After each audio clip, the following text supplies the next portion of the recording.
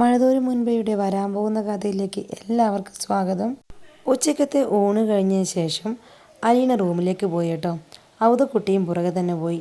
എന്നിട്ട് പറഞ്ഞു, മോളെ അലീന, നമുക്ക് തിരിച്ചു പോയാലോ? ഞാൻ സ്റ്റാൻലിയെ വിളിച്ച് പറയാം, ഇവിടെ ഇനി നിൽക്കണ്ട.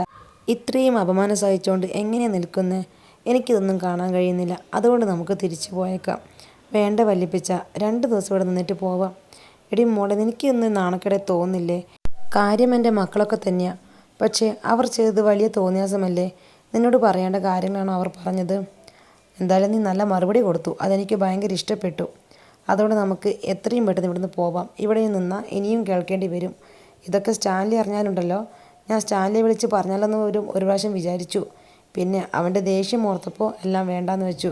അയ്യോ വേണ്ട വല്യപ്പച്ച, പപ്പയോട് ഇവിടെ നടന്ന കാര്യങ്ങളൊന്നും പറയരുത്.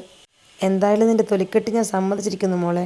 ഞാനെങ്ങാനായിരിക്കണം എപ്പോഴേ ഇറങ്ങിപ്പോയേനെ. നീ ഒരാൾ പറഞ്ഞതുകൊണ്ട് മാത്രമാണ് ഞാൻ ഇവിടെ നിന്നത്. അല്ലെങ്കിൽ അപ്പോൾ തന്നെ നിൻ്റെ കൈയും പിടിച്ച് ഞാൻ ഇറങ്ങിപ്പോയേനെ. ഒന്നുമില്ല, ഞാൻ വല്യപ്പച്ചൻ്റെ കൊച്ചുമോളല്ലേ, അപ്പോൾ എനിക്ക് തൊലിക്കെട്ടി വേണ്ടേ?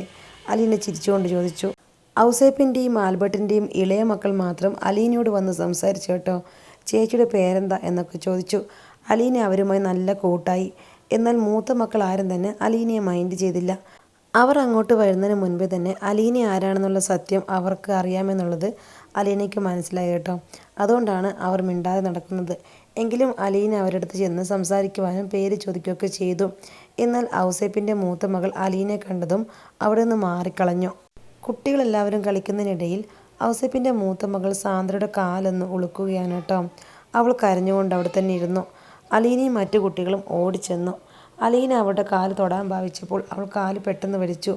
അവൾക്ക് ഇഷ്ടപ്പെട്ടില്ല എന്ന് അലീനയ്ക്ക് മനസ്സിലായി. അലീന ഒന്നും മിണ്ടാതെ എഴുന്നേറ്റു. മറ്റു കുട്ടികളെല്ലാവരും ചേർന്ന് സാന്ദ്രയെ അവളുടെ അമ്മയുടെ അടുത്തേക്ക് എത്തിച്ചു. രാത്രി ആയപ്പോഴേക്കും സാന്ദ്രയുടെ കാലിന് വല്ലാതെ നീര് വയ്ക്കുകയും വേദന നന്നായിട്ട് കൂടുകയും ചെയ്തു. സാന്ദ്ര കിടന്ന് കരയുവാനും തുടങ്ങി. സാന്ദ്രയുടെ അമ്മ വത്സമ്മ സാന്ദ്രയ്ക്ക് മരുന്ന് പുരട്ടിക്കൊടുത്തു. സാന്ദ്രയുടെ കരച്ചിൽ കേട്ടിട്ടാണ് അലീന സാന്ദ്രയുടെ റൂമിലേക്ക് ചെന്നത്. അവൾ കിടന്ന് കരയുകയാണ്.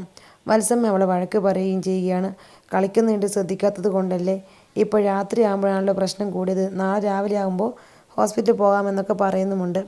അലീന റൂമിലേക്ക് കടന്നു ചെന്നു. സാന്ദ്ര അപ്പോൾ മുഖം തിരിച്ചു. അലീന പറഞ്ഞു, നോക്കട്ടെ, ഞാൻ തൊട്ട് നോക്കട്ടെ എന്ന് പറഞ്ഞ് അവൾ തൊട്ട് നോക്കി. കാലിലെ ഞരമ്പുകളൊക്കെ തടിച്ച് വീർത്തിരിക്കുന്നു. നല്ല നീരുമുണ്ട്. ഞാൻ ഇപ്പോൾ വരാമെന്ന് പറഞ്ഞ് അലീന അടുക്കളയിലേക്ക് ചെന്നു. ഒരു ചെരുവത്തിൽ തിളച്ച വെള്ളവും തോർത്തുമായി അലീന സാന്ദ്രയുടെ അടുത്തേക്ക് വീണ്ടും തിരിച്ചെത്തി. ഇങ്ങോട്ട് കാല് നീട്ടിവയ്ക്കുക എന്ന് പറഞ്ഞ് അലീന തൻ്റെ മടിയിലേക്ക് സാന്ദ്രയുടെ കാലെടുത്ത് വെച്ചു. കാലിലെ വേദന പോകണമെങ്കിൽ മരുന്ന് പുരട്ടിയാൽ മാത്രം പോരാ, ചൂടും പിടിക്കണം. ഞാൻ ചൂട് പിടിച്ചു തരാം കേട്ടോ, അനങ്ങാതെ കിടന്നാൽ മതി എന്ന് പറഞ്ഞ് അലീന സാന്ദ്രയുടെ കാല് ചൂട് പിടിക്കുവാൻ തുടങ്ങി. കുറച്ചുനേരം ആവി പിടിച്ചപ്പോൾ തന്നെ സാന്ദ്രയുടെ വേദന അല്പം മാറി. വത്സമ്മ എല്ലാം മാറിയെന്ന് നോക്കുകയാണ് കേട്ടോ. അലീനയുടെ മുഖത്തേക്ക് തന്നെ നോക്കി. ഞങ്ങൾ ഇവളെ ശത്രുവായി പ്രഖ്യാപിച്ചിട്ടും അപമാനിച്ചിട്ട് പോലും എന്ത് സ്നേഹത്തിലാണ് ഇവൾ സാന്ദ്രയെ കെയർ ചെയ്യുന്നത്. ഇവൾ ഞാൻ ഉദ്ദേശിക്കുന്ന പോലൊരു പെണ്ണല്ല എന്ന് തോന്നുന്നു. ലാലച്ചാൻ്റെ സ്വത്തല്ല ഇവളുടെ ലക്ഷ്യം. ഇവൾക്കെല്ലാവരും സ്നേഹിക്കുവാൻ മാത്രമേ അറിയുള്ളൂ. വെറുതെ ഞാൻ തെറ്റിദ്ധരിച്ചു. ചൂട് പിടിച്ചു കഴിഞ്ഞപ്പോൾ അലീന എഴുന്നേറ്റ് ഔതക്കുട്ടിയുടെ റൂമിലേക്ക് ചെന്നു. വല്യപ്പച്ചൻ്റെ അടുത്ത് എന്തെങ്കിലും മരുന്നുണ്ടോ വേദനയ്ക്ക് പുരട്ടാൻ പറ്റിയത്? ആർക്കാ മോളെ? സാന്ദ്രയുടെ കാലം നുളുക്കി. നല്ല വേദന, നല്ല നീരുമുണ്ട്. ഓഹോ, അങ്ങനെയാണെങ്കിൽ എൻ്റെ അടുത്തൊരു നല്ല മുറിവെണ്ണയുണ്ട്, അത് ഞാൻ തരാം. അലീന ഔതക്കുട്ടിയുടെ കയ്യിൽ നിന്ന് മുറിവെണ്ണ വാങ്ങി സാന്ദ്രയുടെ അടുത്ത് ചെന്ന് അവളുടെ കാലെടുത്ത് വീണ്ടും മടിയിലേക്ക് വെച്ച് നന്നായി തടവിക്കൊടുത്തു. അലീന കാല് തടവുമ്പോഴുള്ള സുഖം കൊണ്ട് സാന്ദ്ര അറിയാതെ ഉറങ്ങിപ്പോയി. വത്സമ്മ അപ്പോഴും ഉറങ്ങാതെ തന്നെ കിടന്നു. അലീനെ തന്നെ നോക്കി. വത്സമ്മയുടെ ഉള്ളിൽ വല്ലാത്തൊരു കുറ്റബോധം വന്ന് നിറഞ്ഞു. ഞാൻ എന്തൊരു തെറ്റാണ് ഈ കുട്ടിയോട് ചെയ്തത്? ഇതൊരു പാവം പെൺകുട്ടിയാണ്. എന്തിനാണ് ഇവളെ ഞങ്ങൾ വെറുതെ ദ്രോഹിച്ചത്? സാന്ദ്രയുടെ കാല് ഒരുപാട് നേരം തടവിയതിന് ശേഷം അലീന തിരിച്ച് റൂമിൽ ചെന്ന് കിടന്നുറങ്ങി. പിറ്റേന്ന് നേരം വെളുത്തപ്പോൾ സാന്ദ്ര റൂമിൽ നിന്നും പുറത്തേക്ക് ഇറങ്ങി. കാലിന് ഒട്ടും തന്നെ വേദനയില്ല. അവൾ ഓടി അമ്മയുടെ അടുത്തേക്ക് ചെന്നു. അമ്മയെ നോക്കിക്ക്, എൻ്റെ കാലിൻ്റെ വേദന എല്ലാം പോയിരിക്കുന്നു. വേദന പോയാ മോളെ? ഞാൻ ഓർത്തു ഇന്ന് ഹോസ്പിറ്റലിൽ പോകേണ്ടി വരുമെന്ന്. നീരും നല്ലോണം കുറഞ്ഞല്ലോ. അതെ അമ്മേ, ഇന്നലെ അലീന ചേച്ചി ഒരുപാട് നേരം കാല് തടവിയില്ലേ, അപ്പോൾ തന്നെ നന്നായി വേദന കുറഞ്ഞിരുന്നു. പിന്നെ ചൂടും പിടിച്ചില്ലേ? അലീനയാണോ കാല് തടവിയത്? ആൻസി ചോദിച്ചു.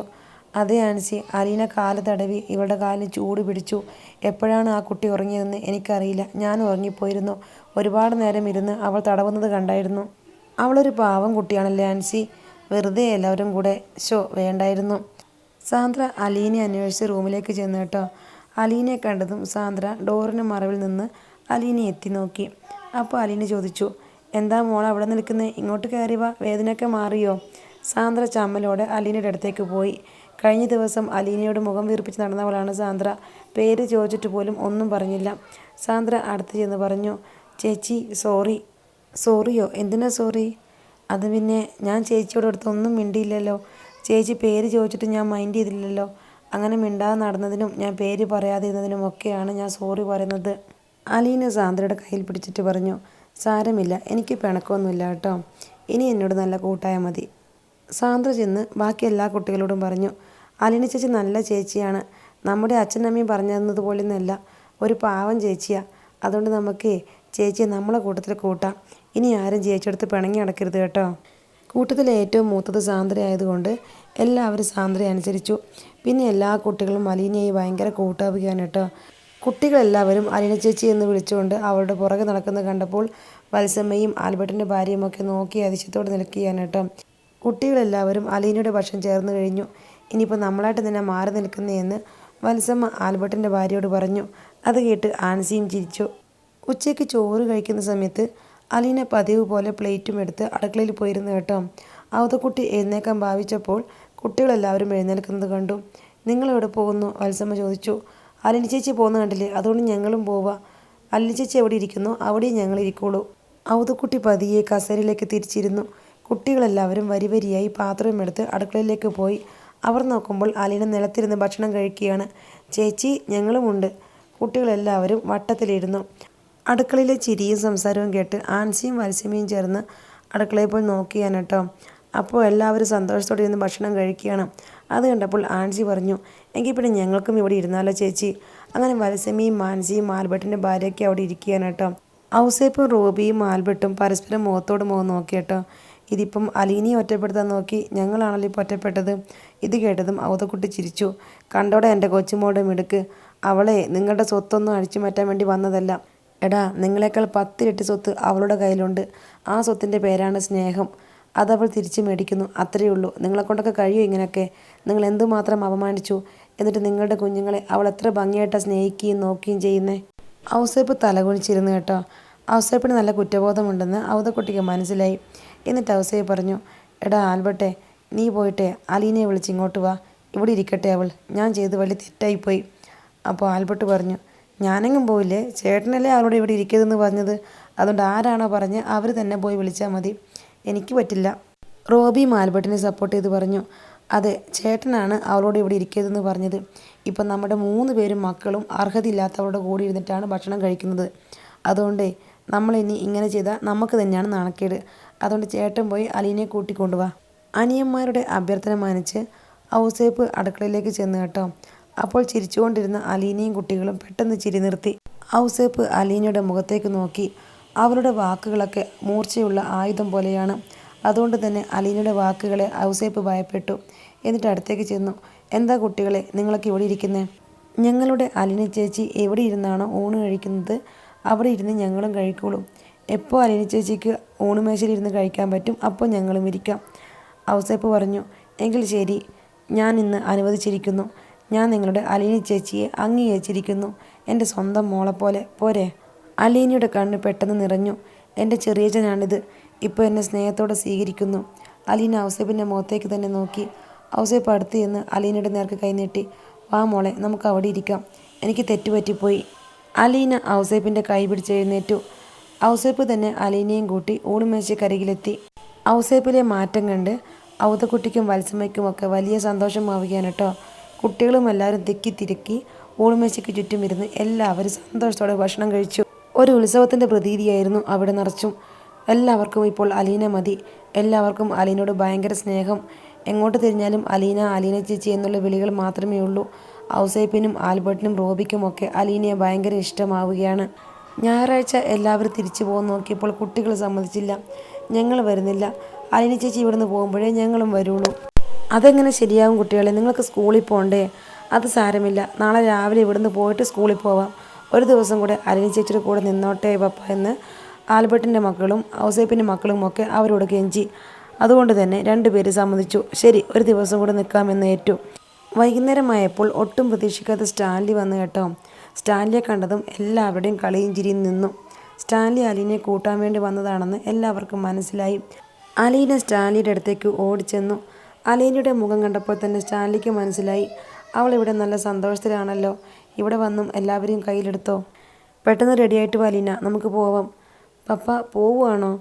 അതെന്താ പോണ്ടേ? നീയല്ലേ പറഞ്ഞ് 2 ദിവസം നിൽക്കാൻ വേണ്ടിയാണ് വന്നതെന്ന്. 2 ദിവസമായല്ലോ. ഞാൻ ഇന്ന് പോയാൽ കുട്ടികളൊക്കെ വിഷമിക്കും പപ്പ.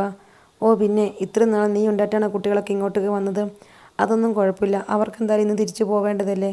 ഇല്ല പപ്പ, അവരിന്ന് തിരിച്ചു പോകുന്നില്ല. അപ്പോഴേക്കും ഔസേപ്പ് ഇടപെട്ട് കേട്ടോ. ലാൽച്ചയ്യ, ഇന്ന് അലീനയെ കൊണ്ടുപോവല്ലേ. ഞങ്ങൾ ഇന്ന് പോകാൻ വേണ്ടി നിന്നവരാ. പക്ഷേ കുട്ടികൾക്കൊക്കെ അലീന ചേച്ചിയുടെ കൂടെ ഇന്നും കൂടി നിൽക്കണമെന്ന് പറഞ്ഞത് കൊണ്ടാണ് ഞങ്ങൾ പോകാത്തത്. അപ്പോൾ അലീന ഇന്ന് കൊണ്ടുപോയാൽ കുട്ടികൾക്കൊക്കെ വലിയ സങ്കടമാവും. ഔസേപ്പിൻ്റെ വർത്തമാനം കേട്ട് സ്റ്റാൻലി അമ്പരന്ന് പോവുകയാണ്. ഇത്രയും ദിവസം എൻ്റെ അടുത്ത് നിന്നും അലീനയെ ഓടിക്കണമെന്ന് പറഞ്ഞ് അലീനയ്ക്കെതിരെ യുദ്ധം പ്രഖ്യാപിച്ചവരാ.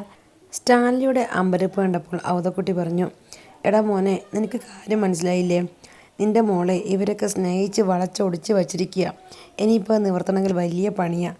അതുകൊണ്ട് അവർ പറയുന്ന അങ്ങോട്ട് അംഗീകരിച്ചേക്കും. അവർക്ക് നിൻ്റെ മകളെ ഇപ്പോൾ വിട്ടുതരാൻ മനസ്സില്ല. ഒരു ദിവസം കൂടി അവളോട് നിന്നോട്ടെടാ. സ്റ്റാൻലി മനസ്സില്ലാ മനസ്സോടെ അലീനയെ ഒരു ദിവസം കൂടി അവിടെ നിർത്തുവാൻ വേണ്ടി സമ്മതിക്കുകയാണ് കേട്ടോ. കുട്ടികളെല്ലാവരും തുള്ളിച്ചാടി. ബാക്കി എല്ലാവരുടെ മുഖത്തുമുള്ള സന്തോഷം കണ്ടപ്പോൾ സ്റ്റാൻലി വിചാരിച്ചു, എന്ത് അത്ഭുതമാണ് ഇവിടെ സംഭവിച്ചത്. ഞാൻ അന്ന് ഇവിടെ കൊണ്ടാക്കിയിട്ട് പോകുമ്പോൾ എല്ലാവരുടെയും മുഖം എങ്ങനെയായിരുന്നു. ഇപ്പോൾ എന്താണ് ഇവിടെ സംഭവിച്ചത്? അലീനയില്ലാതെ ആർക്കും ജീവിക്കാനാവാത്ത അവസ്ഥയായോ? സ്റ്റാൻലി പതിവ് പോലെ ആരോടും ഒന്നും സംസാരിക്കാതെ സോഫയിൽ മാറിയിരിക്കുകയാണ് കേട്ടോ. എന്നാൽ ഇത്തവണ അനിയന്മാർക്കൊക്കെ നല്ല മാറ്റമുണ്ട്. ലാലിച്ചായ എന്ന് വിളിച്ചുകൊണ്ട് അവരൊക്കെ അടുത്ത് വന്നിരിക്കുകയും വിശേഷങ്ങളൊക്കെ ചോദിക്കുകയും ഒക്കെ ചെയ്യുന്നുണ്ട്. സ്റ്റാൻലി നോക്കുമ്പോൾ വീട്ടിലൊരു ഉത്സവത്തിൻ്റെ പ്രതീതിയാണ്. കുട്ടികളെല്ലാവരും ഓടിച്ചാടി ബഹളം ഉണ്ടാക്കി നടക്കുന്നു. എല്ലാവരും അലീന ചേച്ചി എന്നും അലീന എന്നും വിളിച്ച് പുറകെ നടക്കുന്നുണ്ട്. വീട്ടിലെ സ്ത്രീകൾക്ക് പോലും അലീനയെ ഭയങ്കര കാര്യമാണ്. അലീനയെ ശത്രുവായി കണ്ടിരുന്ന ആൽബർട്ടും റോബിയും ഔസേപ്പും ഒക്കെ അലീനയോട് സ്നേഹത്തോടെയും അധികാരത്തോടെയും പെരുമാറുന്നുണ്ട്. അലീന എങ്ങനെയാണ് ഈ കൊമ്പന്മാരൊക്കെ മെരുക്കിയെടുത്തത്? പിറ്റേന്ന് നേരം വെളുത്തപ്പോൾ സ്റ്റാൻലിയും അലീനയും ഔതക്കുട്ടിയുമെല്ലാം പോകുവാൻ വേണ്ടി റെഡിയായി. എല്ലാവരും അലീനയെ രാത്രിയാക്കാൻ വേണ്ടി മുറ്റത്ത് വന്ന് നിന്നു. സ്റ്റാൻലി ആദ്യമായിട്ടാണ് അങ്ങനെ ഒരു കാഴ്ച കാണുന്നത്.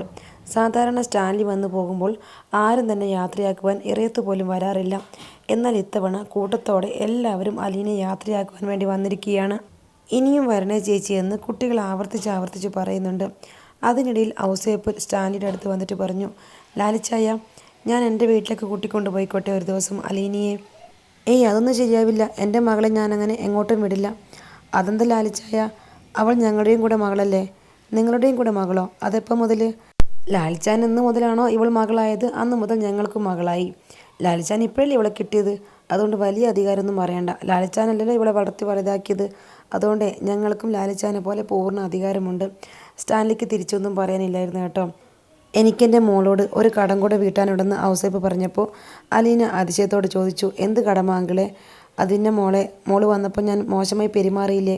ഈ വീട്ടിൽ കയറാനുള്ള അർഹതയില്ലെന്നും ഞങ്ങളുടെ കൂടെ ഇരുന്ന് ഭക്ഷണം കഴിക്കാനുള്ള യോഗ്യതയില്ലെന്നൊക്കെ പറഞ്ഞില്ലേ? ഔസേപ്പേ, നീ എൻ്റെ മകളോട് അങ്ങനെയൊക്കെ പറഞ്ഞോ? സ്റ്റാൻലിക്ക് ദേഷ്യം വന്നു കേട്ടോ. അത് ലാലിച്ചായ ഒരബദ്ധം പറ്റിപ്പോയതാ. ഞാനത് തിരുത്തി. മനുഷ്യരല്ലേ, തെറ്റുപറ്റി പോവില്ലേ? ഇപ്പോൾ എനിക്ക് അങ്ങനെ ഒന്നുമില്ല. എനിക്ക് അവളോട് സ്നേഹം മാത്രമേ ഉള്ളൂ, എൻ്റെ സ്വന്തം മോളെ പോലെ. അതുകൊണ്ടാണ് ഞാൻ പറഞ്ഞത്, എനിക്കിവളെ കൂട്ടിക്കൊണ്ട് പോകണം. അർഹതയില്ലാന്ന് ഞാനാണ് പറഞ്ഞത്. അതുകൊണ്ട് തന്നെ ഇവളുടെ കൈ പിടിച്ച് എൻ്റെ വീട്ടിലേക്ക് എനിക്കിവളെ കൂട്ടിക്കൊണ്ട് പോകണം. ഔസേപ്പിന് നല്ല കുറ്റബോധമുണ്ടെന്ന് മനസ്സിലായത് കൊണ്ട് സ്റ്റാൻലി തൽക്കാലത്തേക്ക് ക്ഷമിച്ചു. അങ്ങനെ സ്റ്റാൻലിയും ഔതക്കുട്ടിയും അലീനയും അവിടെ നിന്നും വീട്ടിലേക്ക് തിരിച്ചുപോയി. തിരിച്ച് വീട്ടിലെത്തിയ അലീനയും സ്റ്റാൻലിയും കണ്ട് പട്ടികളെല്ലാം ഓടിക്കൂടി വന്ന് നക്കുകയും തൊടുകയും ഒക്കെ ചെയ്തു. അവർക്ക് അലീന അടുക്കളയിൽ കയറി ഭക്ഷണം ഉണ്ടാക്കുന്നതിനിടയിലാണ് മുറ്റത്ത് കാറ് വന്ന ശബ്ദം കേട്ടത്. അവൾ സിറ്റൗട്ടിലേക്ക് പോയി നോക്കിയപ്പോൾ ബാലചന്ദ്രൻ കാറിൽ നിന്നും ഇറങ്ങുന്നു. അവൾ സന്തോഷത്തോടെ പറഞ്ഞു, അച്ഛൻ.